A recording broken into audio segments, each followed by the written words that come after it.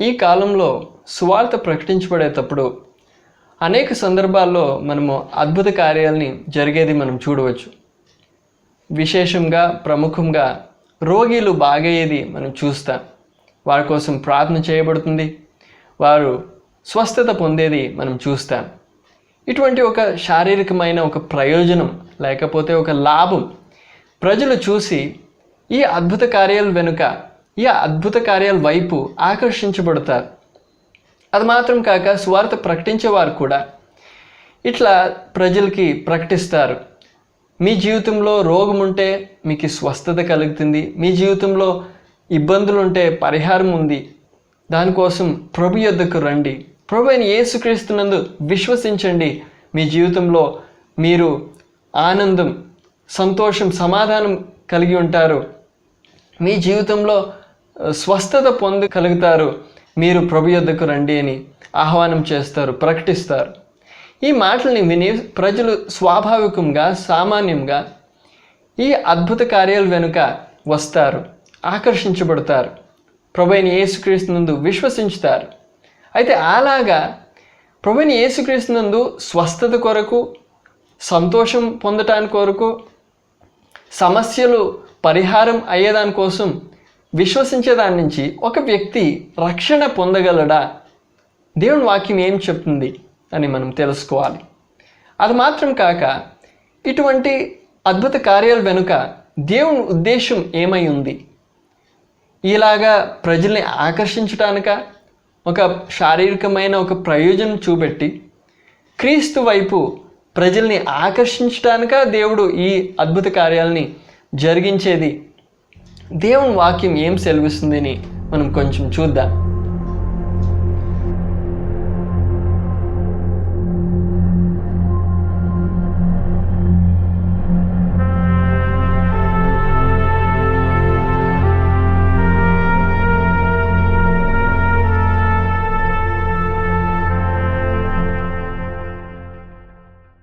ఈ అద్భుత కార్యాలు ఈరోజు కాదు జరిగేది, ప్రారంభమైంది.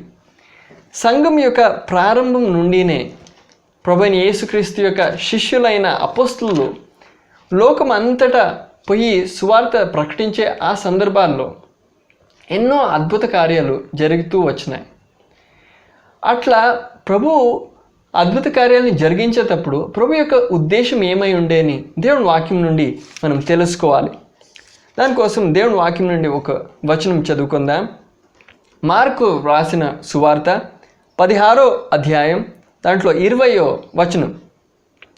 వారు బయలుదేరి వాక్యమంతటా ప్రకటించిరి. ప్రభువు వారికి సహకారుడై ఉండి వెనువెంట జరుగుచూ వచ్చిన సూచక క్రియల వలన వాక్యమును స్థిరపరచుచుండెను. ఆమేన్. ఇక్కడ మనం చూసేది ఏంటంటే, ప్రభు అయిన యేసుక్రీస్తు యొక్క స్వర్గారోహణం తరువాత ఆయన యొక్క శిష్యులైన అపోస్తలులు లోకం అంతటా వెళ్ళి సువార్తని ప్రకటించిరి.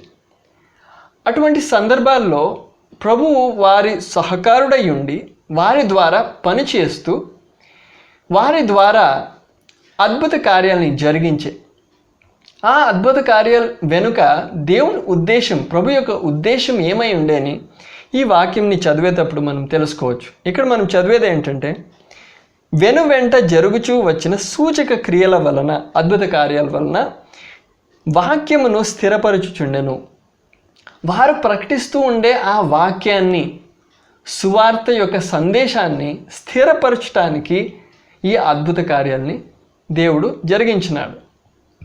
మనము సువార్త ప్రకటించేటప్పుడు మనం ఏం ప్రకటిస్తామంటే, మీ జీవితంలో పాపం ఉంది, ఆ పాపం నుండి మీకు ఒక రక్షణ కలగాలి, లేకపోతే మీ ముందర ఒక పెద్ద ప్రమాదం ఉంది. అదేమంటే మీ ముందర నిత్యమైండే ఆ నరకం ఉంది, ఆ అగ్నిలో మీరు కాల్చబడాలి, ఆ అపాయం నుండి, ఆ డేంజర్ నుండి మీకు ఒక రక్షణ కలగాలి, దానికోసం మీరు ప్రభు అయిన యేసుక్రీస్తు యొద్ద రావాలి, వేరే ఒక మార్గము లేదు. ఇట్లా ఒక సందేశం తెలియజేసేటప్పుడు ఈ సందేశం వాస్తవము, ఇది సత్యము అని ప్రజలు ఎలాగ ఎరగగలుగుతారు? ఎందుకంటే ఈ సందేశము ఒక కథ మాత్రము అయిండొచ్చు అని ప్రజలు తలంచొచ్చు. మీరు నరకంని చూసినారా, స్వర్గంని చూసినారా, దేవుణ్ణి మీరు చూసినారా అని అడిగే ప్రజలు ఉన్నారు. అట్లా ఉండేటప్పుడు ఈ ప్రకటించబడే ఈ సందేశం వాస్తవము, ఇది నిజము, అది మాత్రం కాక ఇది మనుషునిది ఒక కథ కాదు, ఇది వాస్తవంగా దేవుడి నుండి పొందిండే ఒక సందేశం అని ప్రజలు ఎరగగలగాలి, వారు తెలుసుకోగలగాలి. దానికోసం దేవుడు మనం సువార్త ప్రకటించేటప్పుడు, వారి పాపం గురించి ప్రకటించేటప్పుడు పరిశుద్ధాత్ముడైన దేవుడు వారి హృదయాల్లో, వారి మనసాక్షిలో పని చేస్తాడు. వారు పాపీయులు, వారిలో పాపం ఉంది, వారికి రక్షణ యొక్క అవసరత ఉంది అని వారికి తెలియజేస్తాడు, బోధ్యం వారికి కలుగజేస్తాడు.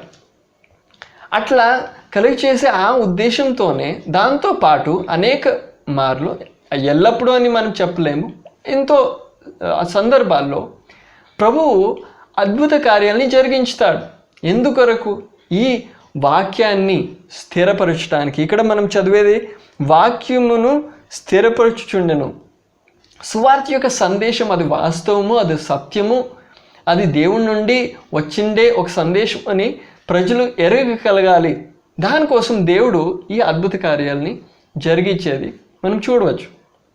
అది కాక శారీరకమైన ఒక ప్రయోజనం చూపెట్టి, ఈ ప్రయోజనం నీకు దొరుకుతుంది, నా యొద్దకు వస్తే, క్రీస్తు యొద్దకు వస్తే నీకు ఈ ప్రయోజనం దొరుకుతుంది అని ఆకర్షించడానికి కాదే కాదు, కానీ ఈ నరకము గురించి మనం ప్రకటిస్తున్నాం, రక్షణ గురించి మనం ప్రకటిస్తున్నాం, క్రీస్తు గురించి, క్రీస్తు యొక్క శిలువ గురించి మనం ప్రకటిస్తున్నాం. ఈ మాటలు సత్యము, ఈ మాటలు దేవుని నుండి వచ్చిండేది అని ప్రజలు ఎరగగలగాలి. దానికోసం అద్భుత కార్యాలని దేవుడు జరిగించుతాడు. మనం ఎంతే తర్కించుతేను, ఎంతే వాదం చేస్తాను, ఎంత మాట్లాడితేను, మా మాటల నుండి ఎవరికీను వాక్యాన్ని స్థిరపరచలేం. మనం ఎంత మన బుద్ధిని, మన జ్ఞానంని ఉపయోగించుతాను, మనము వాక్యాన్ని స్థిరపరచలేం. అది మన పని కాదు. దేవుడు మనకి ఆజ్ఞ ఇచ్చిండేది మనము సువార్తని ప్రకటించాలి. అయితే ఈ సువార్త యొక్క సందేశాన్ని స్థిరపరిచేది దేవుడే. ఈ వాక్యము సత్యము, ఇది దేవుని సందేశము అని స్థిరపరిచేది దేవుని కార్యం. దానికోసం మనం దేవుని వైపు ఆశ్రయించుతాం. మన స్వంత బలంతో కాదు, మన స్వంత బలం పైన మనం ఆశ్రయించక ప్రభు పైన మనం ఆశ్రయించుతాం. దేవుడు మనం ప్రకటించే ఆ సువార్త యొక్క సందేశాన్ని, అది సత్యము, వాస్తవము అని తెలియజేస్తాడు, స్థిరపరుచుతాడు. దానికోసం అద్భుత కార్యాలు జరుగుతాయి. అట్లా అద్భుత కార్యాలు జరిగేటప్పుడు ఒక ఉదాహరణ మనం చూడవచ్చు. అపోస్తలుల కార్యంలో 3వ అధ్యాయంలో మనం చూసేది ఏంటంటే, ఒక అద్భుత కార్యము జరిగిన ఒక కుంటోడు పుట్టే ఆ సందర్భం నుంచినే వాడు కుంటోడుగా పుట్టిన తర్వాత వాడు భిక్ష వేడేదానికోసం వాడిని యెరూషలేంలో ఆ దేవాలయం ముందర పెడతా ఉంటారు. వాళ్ళు భిక్ష వేడేటప్పుడు పేతురు, యోహాను అనే ఆ అపోస్తలులు అక్కడ పోయేది మనం చూస్తాం. వీడు వాళ్ళ నుంచి భిక్ష వేడేటప్పుడు వారు వీడిని అద్భుతంగా స్వస్థతపరుచుతారు. స్వస్థపరచబడే తర్వాత ఆ ఒక అద్భుత కార్యం చూసిండే ఆ ప్రజలు అందరికీ ఒక విస్మయం కలుగుతుంది, ఆశ్చర్యం కలుగుతుంది. అప్పుడు అందరూ ఈ అద్భుత కార్యం చూసేదానికోసం, ఏం జరిగింది అని చూసేదానికోసం అందరూ ఈ అపోస్తలులు ఉండే చోట అందరూ వస్తారు. అప్పుడు ఈ అపోస్తలులు ఏం చేసిరి, ఏం ప్రకటించిరి, వారి సందేశం ఏమై ఉండే, మీ జీవితంలో మీ ఇబ్బందులు అన్నీ దూరం అవుతాయి, మీరు ప్రభు యొద్దకు రండి అని ప్రకటించరా, ఏమి అని మనం చూడాలి. దానికోసం మనం అపోస్తలుల కార్యంలో 3వ అధ్యాయం 11వ వచనం మనం చదువుకుందాం. వాడు పేతురును యోహానును పట్టుకొని ఉండగా ప్రజలందరూ విస్మయముంది సొలొమోను తను మంటపంలో ఉన్న వారి యొద్దకు గుంపుగా పరుగెత్తి వచ్చిరి. అప్పుడు ఈ అద్భుత కార్యం చూసేదానికోసం ఈ అద్భుత కార్యం జరిగిండే ఆ చోట అందరూ గుంపు గుంపుగా పరిగెత్తి వచ్చిరి. ఏమైంది? అప్పుడు ప్రజల యొక్క గమనం, శ్రద్ధ ఈ అద్భుత కార్యం వైపు ఆకర్షించబడాయి. దాని తర్వాత అపోస్తలులు ఏం చేసిరి అని మనం చూసేదానికోసం 16వ వచనం మనం చదువుకుందాం. ఆయన నామమందలి విశ్వాసము మూలముగా ఆయన నామమే మీరు చూచి ఎరిగియున్న వీనిని బలపరిచెను. ఆయన వలన కలిగిన విశ్వాసమే మీ అందరి ఎదుట వీనికి ఈ పూర్ణ స్వస్థత కలుగచేసెను. ఇక్కడ వారు చెప్పేది ఏంటంటే, ఈ అద్భుత కార్యం మన స్వంత బలంతో మనం చేయలేదు. ఇది ప్రభు అయిన యేసుక్రీస్తు నామంలో ఉండే ఆ విశ్వాసం ద్వారా ఈ అద్భుత కార్యం జరిగింది. కాబట్టి వారు ఆ అద్భుత కార్యం నుండి ప్రజల యొక్క శ్రద్ధ ప్రభు అయిన యేసుక్రీస్తు వైపు తిరిగిస్తున్నారు. అద్భుత కార్యాల పైన వాళ్ళ శ్రద్ధ ఉండే వారు ఆకర్షించబడ్డారు. అయితే అపోస్తలులు ప్రారంభించి ప్రభు అయిన యేసుక్రీస్తు గురించి ప్రకటించేది ప్రారంభించారు. ప్రభు అయిన యేసుక్రీస్తు నామంలో ఈ అద్భుతం మనం చేస్తుంది. దాని తర్వాత వారు ఇట్లా ప్రకటించరా, మీ జీవితంలో మీకిను ఇట్లా స్వస్థత కలుగుతుంది, మీరు ప్రభు అయిన యేసుక్రీస్తును విశ్వసించండి, మీ రోగాలు బాగవుతాయి, రోగాలు లేక ఉంటే మీ ఇబ్బందులు మీ సమస్యలన్నీ బాగవుతాయి, మీరు ప్రభు అయిన యేసుక్రీస్తు యందు విశ్వసించండి, మీరు ప్రభు అయిన యేసుక్రీస్తు యొద్దకు రండి అని వారు పిలుసురా. దేవుని వాక్యం ఏం సెలవిస్తుందో అని మనం చూద్దాం. 20వ వచనం మనం చదువుకుందాం.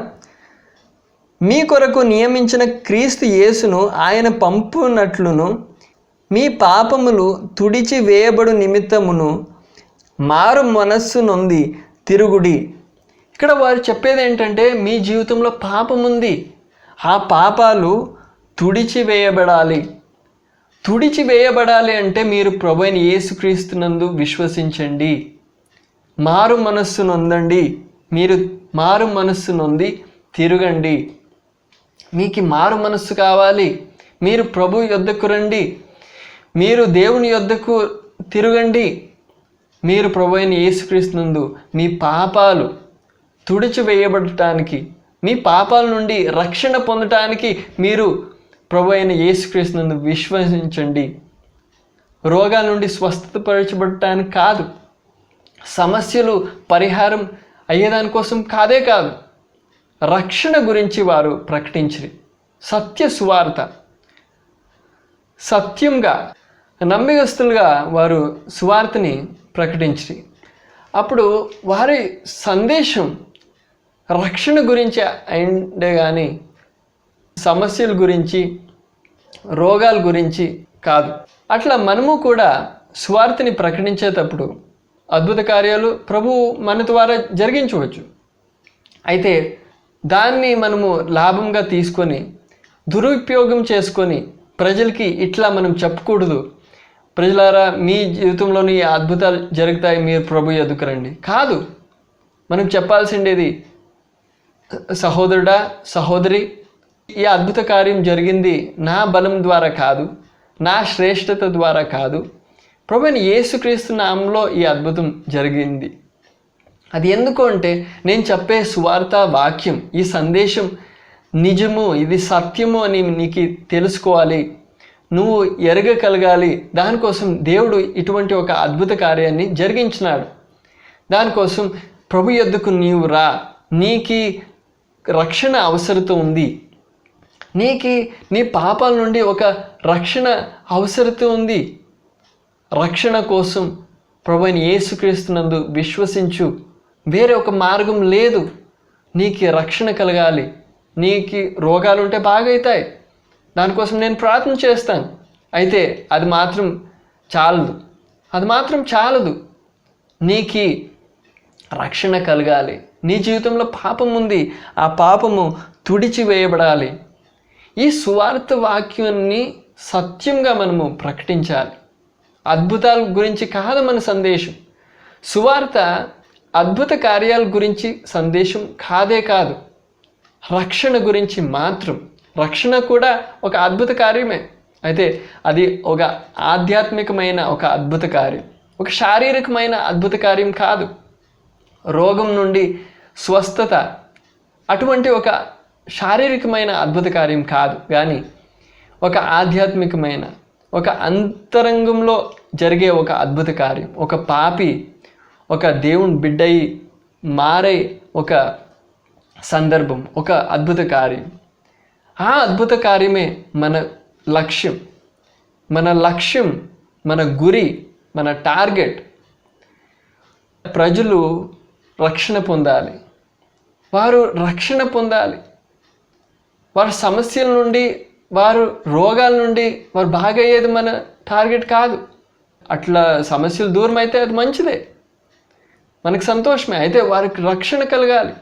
అట్లా వారు స్వస్థత పొంది అన్ని సమస్యలు, ఇబ్బందులు అన్నీ మారితే కూడా వారి ముందర నరకం ఇంకా ఉంటే ప్రయోజనం ఏంటి? వారు రక్షణ పొందలేక ఉంటే ప్రయోజనం ఏంటి? కాబట్టి ప్రియలారా, మనము నమ్మకస్తులుగా, ఫెయిత్ఫుల్గా ప్రభు యొక్క వాక్యాన్ని సత్యసంతంగా మనము ప్రకటిస్తాం. దానికోసం మన అందరినీ ప్రభు బలపరచునుగాక, సహాయం చేయనుగాక అని నేను ప్రార్థిస్తున్నాను, ఆశించుతున్నాను. ఈ సందేశం ద్వారా మీ అందరినీ ప్రభు మిక్కిలుగా ఆశీర్వదించునుగాక.